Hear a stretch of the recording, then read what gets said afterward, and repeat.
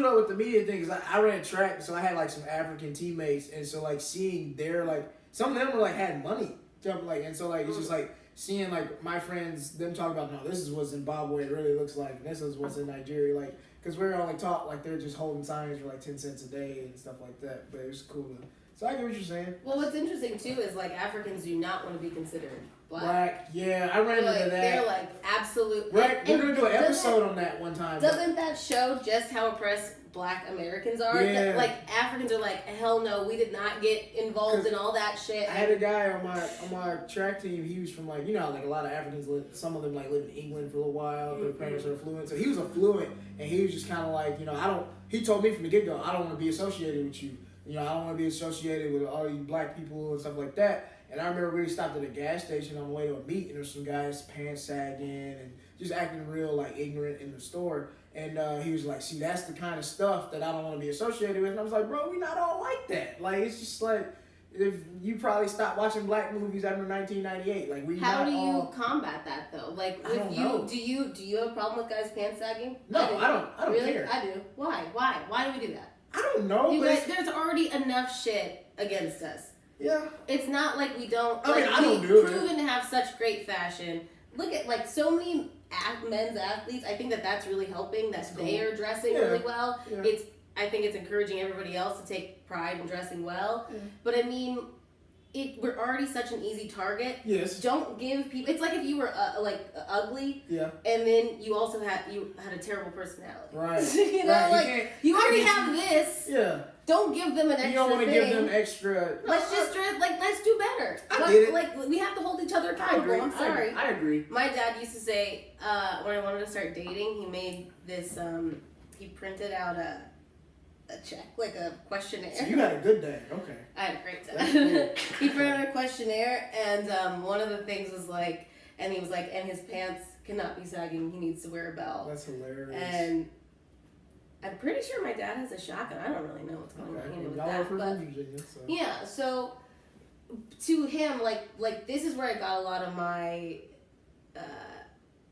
my beliefs and stances on just what it means to be black or whatever. Is my parents are older, so like my mom looks white. Oh, okay. She was the first to integrate her county's high schools. Makes sense. So like her and her brother and her sister and her other sister, they all look white. They're 60% Irish, which you found out from 23andMe, right? Oh, You know, wow. a little ancestry thing. Okay. But because they had a little bit of black in them, they had to go on a separate bus. They had different books. They got spat at, and just because that is what they weren't was even majority accepted. black. Right, and then my dad's side of the family, my mom got ostracized for marrying my dad because he's brown. Right. Like her aunt stopped talking to her because they just wanted to like ride life out like looking white. They were like, "Why are you who messing was the this one up?" that had the baby with the black dude? Somebody down the line. I mean, this is a long line of people like passing for real. Wow. Yeah. So my mom got like ostracized and stuff, and I was never raised to say I was mixed or like I've always just been raised to be black. Yeah. But when my parents, like my aunt has told me stuff about like, you know, when they had to ride in the back of the bus or like when they had to go to segregated things. And so when they ask me stuff at Thanksgiving and Christmas, we'll have dinner all together, you know, and then we'll have these like meetings kind of, like all of us together. Yeah. And they tell stories and like, you know, stories about those kind of things. And they ask me, I just don't understand how young kids can make the N-word mean something good now because they only know what it means to them. Yeah, I get that. So it's like I feel like I'm in the middle. Like I understand what people are doing with it, but I just know I sound white as hell. So if I say it, it's gonna sound racist. So I just don't say it. I get that because I say it a lot, and I'm known for saying it a lot. I say it a lot. Where are you from? Mississippi? I'm from Mississippi. Okay, yeah. Well, I mean, it's just like I say it a lot. I say it on stage a lot, and I've even been told by black and white that I might say the N-word a little bit. Do I personally care? Too much? Yeah. Do I personally care? No. But do you ever think about what it? Because that's the big question, right? Like, why can't white people say the N-word? Oh, I know exactly why. Why?